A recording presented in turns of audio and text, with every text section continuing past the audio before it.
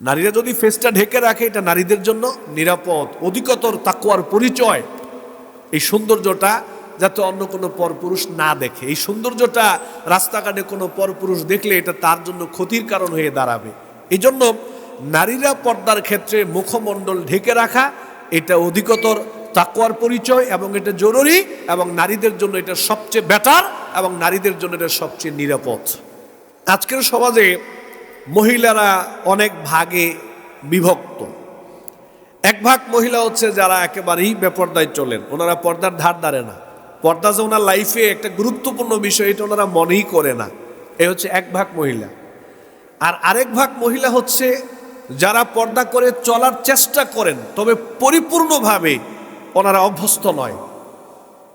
হয়তো জেনারেল বা মডার্ন বা আধুনিকতা থেকে উঠে এসেছে, জেনারেল লাইন থেকে উঠে এসেছে, এরকম অনেকে আছেন যারা পর্দা করতে চান, হয়তো মুখ খোলা রাখেন, হাত মোজা পরেন না, বা স্বাভাবিকভাবে একেবারে 100% যেভাবে 100তে 100 পর্দা করে চলা উচিত, হয়তো অনেকে সেটা পারেন না, তবে তিনি পর্দা করে চলার চেষ্টা করেন। এটাকেও পর্দা বলে, এটাকেও পর্দা বলে।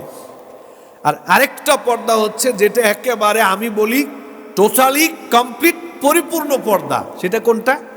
সেটা হচ্ছে ইউদিনিনা আলাইহিন্না মিন জালাবিবিহিন্না, অর্থাৎ মাথার উপর থেকে কাপড় একটা ছেড়ে দেওয়া হবে, একেবারে পায়ের গোড়ালি পর্যন্ত চলে যাবে।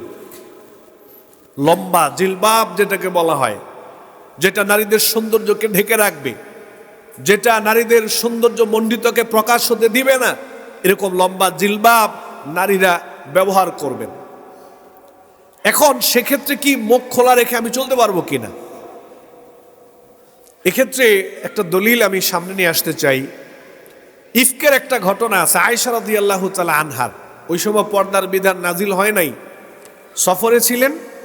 তো আয়েশা রাদিয়াল্লাহু তাআলা আনহা আপনার সাহাবে কেরাম নবী করিম সাল্লাল্লাহু আলাইহি ওয়াসাল্লাম সফর থেকে যখন ফিরবেন, তখন আপনার সেখানে ওটের উপরে আপনার পর্দার মধ্যে নারীদের জন্য বসার ব্যবস্থা ছিল। নবী করিম সাল্লাল্লাহু আলাইহি ওয়াসাল্লাম মনে করেছেন যে আয়েশা রাদিয়াল্লাহু তাআলা আনহা এটার উপরে আছেন, তো সফর সঙ্গীরা সবাই মিলে চলতে শুরু করলেন। ঘটনাক্রমে আয়েশা রাদিয়াল্লাহু তাআলা আনহা ওনার প্রাকৃতিক প্রয়োজন পূরণের জন্য তিনি একটু দূরে গিয়েছিলেন, এসে দেখেন যে সফরের সঙ্গে সবাই চলে গেছে। তো নিয়ম ছিল, বলা ছিল, সিস্টেম ছিল, সফর সঙ্গী থেকে কেউ হারিয়ে গেলে ওই জায়গায় বসে থাকবে, যাতে পরবর্তীতে কেউ এসে খোঁজ করলে পাওয়া যায়। তিনি ওইখানে একটা গাছের আড়ালে নিচে বসে গেলেন।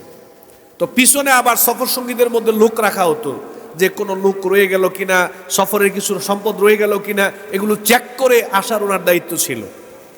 আয়েশা রাদিয়াল্লাহু তাআলা আনহা কিছুটা ক্লান্তির কারণে চোখের মধ্যে ঘুমের ভাব চলে আসলো। তো ওই পিছনে যিনি ছিলেন তিনি আস্তে আস্তে তিনি দেখলেন যে আয়েশা রাদিয়াল্লাহু তাআলা রয়ে গেছেন। এটা দেখার সাথে সাথে তিনি বলেন যে ইন্না লিল্লাহ। এই ইন্না লিল্লাহ বলার সাথে সাথে আয়েশা রাদিয়াল্লাহু তাআলা আনহার সাথে সাথে ওনার মুখকে ঢেকে ফেললেন। তখনও কিন্তু পর্দার বিধান নাজিল হয় নাই, তিনি সাথে সাথে মুখকে ঢেকে ফেললেন। এখানে দুইটা কথা। প্রশ্ন হচ্ছে তিনি কি পর্দা হিসেবে মুখটা ঢাকলেন, না কেন ঢাকলেন? যেহেতু তখনও পর্দার বিধান নাজিল হয় নাই, তার মানে বোঝা যায় তিনি পর্দা হিসেবে এটা ঢাকেন নাই, ঢেকেছেন ব্যক্তিত্বকে। তিনি ওনার ব্যক্তিত্বকে ঢেকেছেন, তিনি ওনার সৌন্দর্যকে ঢেকেছেন। নবী করিম সাল্লাল্লাহু আলাইহি ওয়াসাল্লামের স্ত্রী আয়েশা রাদিয়াল্লাহু তাআলা আনহা, আবু বকর রাদিয়াল্লাহু তাআলা আনহুর মেয়ে, তিনি ওনার ব্যক্তিত্বকে, সম্মানকে, আত্মমর্যাদাকে তিনি ঢেকেছেন, কারণ তখনও পর্দার বিধান এইভাবে নাজিল হয় নাই। তো এই ক্ষেত্রে আমি যেটা মনে করি, বা বিজ্ঞ আলেমদের দৃষ্টিভঙ্গি যেটা, যে সমস্ত মায়েরা বোনেরা আধুনিক বা জেনারেল লাইন থেকে উঠে এসেছেন, ওই যে আগের হাদিসটা ওয়াইজা আমারাহুম মিনাল আমালি বিমা ইউতিকুনা, এখন যদি আপনি ওনাকে বলেন যে হ্যাঁ হাত মোজা পড়তে হবে, পা মোজা পড়তে হবে, তারপরে বিশাল কালো বুরকা ওড়না দিয়ে মুখ একেবারেই ঢাকা যাবে না, সানগ্লাস পড়তে হবে কালো, এরপরে এমনভাবে চলাফেরা করবে, এটা দিলে তো পর্দাই করবে না। ওনাকে স্বাভাবিক করে দিতে হবে, হ্যাঁ আপনি একটা লম্বা ঢিলেঢালা বোরকা পরবেন, যদি আপনি মনে করেন মোজা পরলেও পড়তে পারে, না পরলেও এতটা অসুবিধা আমি আপনার জন্য মনে করছি না। তবে মুখ ঢাকাটা আমি মনে করি জরুরি। কেন জরুরি? আমি আপনাকে পর্দার অংশ হিসেবে বাধ্য করছি না, ফরজ করে দিচ্ছি না, ফরজের কথাও বলতেছি না। মুখ ঢাকাটা এটা হচ্ছে তাকওয়ার সবচেয়ে বড় পরিচয়, সর্বোচ্চ পরিচয় নারীদের পর্দার ক্ষেত্রে। কারণ একটা মহিলার সৌন্দর্যই তার ফেস কাটিং। এটা দেখেই তো একজন মানুষ হয়তো গুনাহের চিন্তা করতে পারে, এটা দেখেই তো একজন মানুষ তাকে নিয়ে কল্পনা করতে পারে, এটা দেখেই তো একজন মানুষ তার পিছনে লেগে যেতে পারে, এটা দেখেই তো পোলাপান তার পিছনে ঘুরতে পারে, হিপ টিচিং করতে পারে।